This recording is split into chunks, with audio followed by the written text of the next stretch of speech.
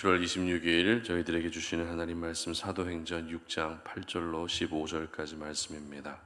스데반이 은혜와 권능이 충만하여 큰 기사와 표적을 민간에 행하니 이른바 자유민들 즉 구레네인, 알렉산드리아인, 길리기아와 아시아에서 온 사람들의 회당에서 어떤 자들이 일어나 스데반과 더불어 논쟁할세 스데반이 지혜와 성령으로 말함을 그들이 능히 당하지 못하여 사람들을 매수하여 말하게 하되 이 사람이 모세와 하나님을 모독하는 말을 하는 것을 우리가 들었노라 하게 하고 백성과 장로와 서기관들을 충동시켜 와서 잡아가지고 공회에 이르러 거짓 증인들을 세우니 이르되 이 사람이 이 거룩한 곳과 율법을 거슬러 말하기를 맞이 아니하는도다.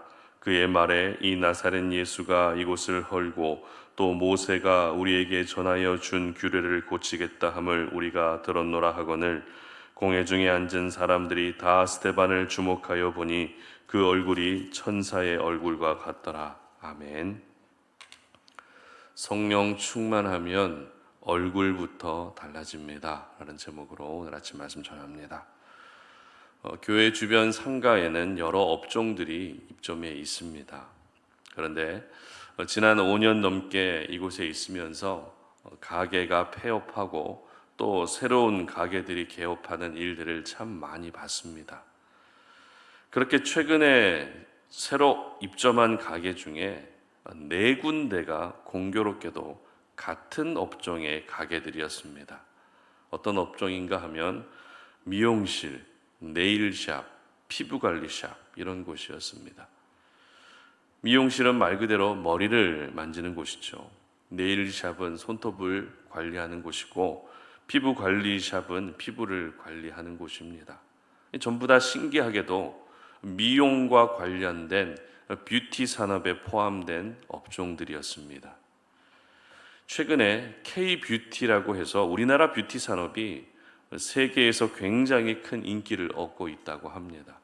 아마도 아이돌 가수들의 예쁘장한 모습이 매력적이기 때문에 그런 것 같습니다. 그런데 이제는 여성뿐만 아니라 남성들도 외모에 관심을 갖는 시대가 됐습니다. 그리고 외모는 나이와 상관없이 누구나 관심이 있는 분야입니다. 이렇게 사람들이 외모에 관심을 갖는 이유가 뭘까요? 아무래도 외모가 가장 먼저 상대방에게 보여지기 때문일 겁니다. 그래서 외모 하나로 서비스가 달라지기도 하고 외모로 첫인상이 결정되기도 합니다. 외모가 그 사람의 이미지로 인식되기 때문에 외모에 더 많은 신경을 쓰게 되는 것 같습니다. 그런데 이 외모는 성경에서도 자주 언급됩니다. 우리가 잘 알고 있는 창세기 말씀을 보게 되면 하나님이 사람을 창조하실 때 하나님의 형상대로 창조하셨다라고 기록하고 있습니다. 이때 하나님의 형상에 해당되는 히브리어 원어의 의미가 바로 이미지입니다. 다시 말해 하나님의 사람들은 보여지는 이미지에서부터 하나님의 모습이 나타나게 해야 한다는 것이죠. 물론 그 이미지가 외모를 말하는 것은 아닙니다.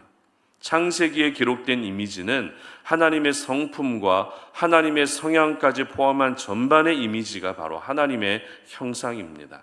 하지만 오늘날은 거의 외모에서 그 사람의 이미지가 결정되기 때문에 세상 속에서 사람들에게 보여지는 외적인 부분을 절대 가볍게 여길 수 없는 것입니다.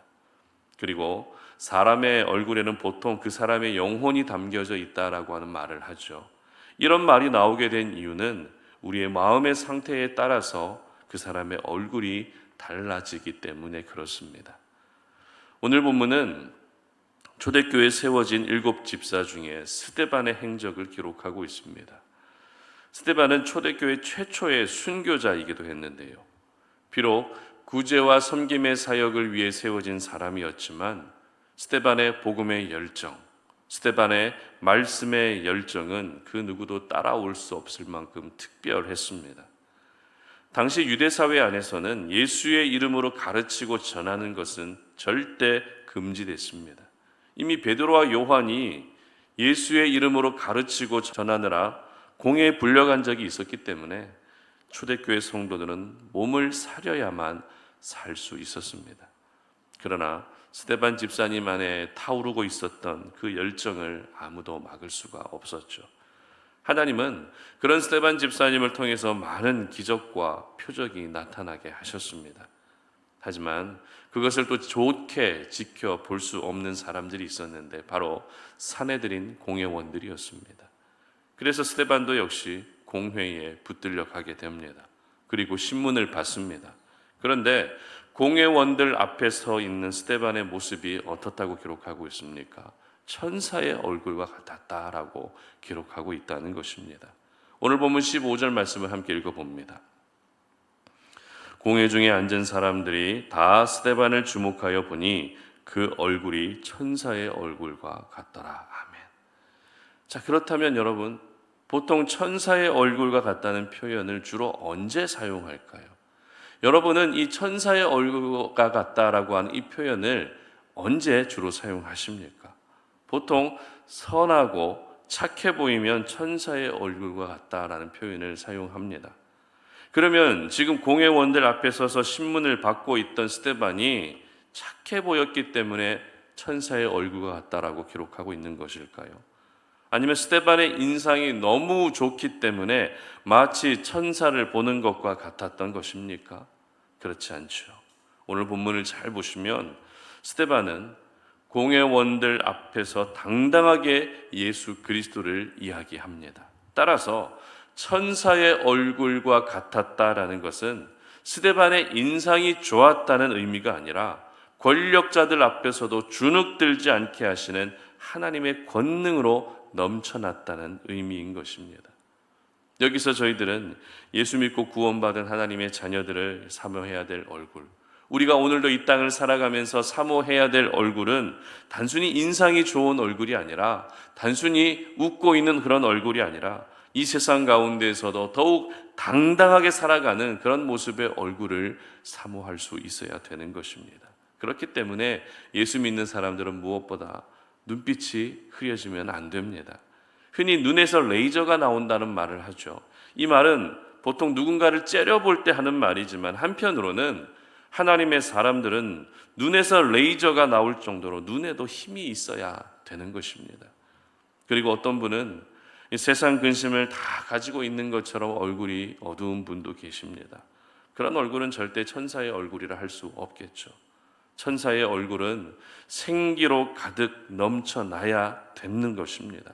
만약 스데반이 공회원들 앞에서 잘못하면 죽을 수도 있다는 두려움에 사로잡혀서 근심으로 가득한 얼굴로 있었다면 성경은 스데반의 얼굴을 가리켜서 절대 천사의 얼굴이라 기록하지 않았을 겁니다. 그러나 성경은 스데반의 얼굴이 근심이 도는 얼굴이 아니라 죽음의 위협 앞에서도 생기가 넘쳐나고 있었기 때문에 천사의 얼굴이라고 말하고 있었던 것입니다. 특별히 오늘 본문 15절 말씀을 다시 한번 보시기 바랍니다. 누가 봤을 때 스데반이 천사의 얼굴과 같았다라고 기록하고 있습니까? 누가 봤을 때 천사의 얼굴과 같았다고 얘기하고 있죠. 바로 공회원들이 보기에 스데반의 얼굴이 천사의 얼굴과 같았다는 것입니다. 그러니까 스데반의 그 아름다운 얼굴이 다른 사람들이 보기에도 인정할 수밖에 없었다는 것입니다. 그것도 예수님을 죽이려 했던 많은 종교 지도자들, 오늘날로 말하면 믿음 없이 살아가는 세상 사람들이 보기에도 과연 스데반은 천사의 얼굴이라는 말이 절로 나올 정도였다는 것입니다. 그렇습니다.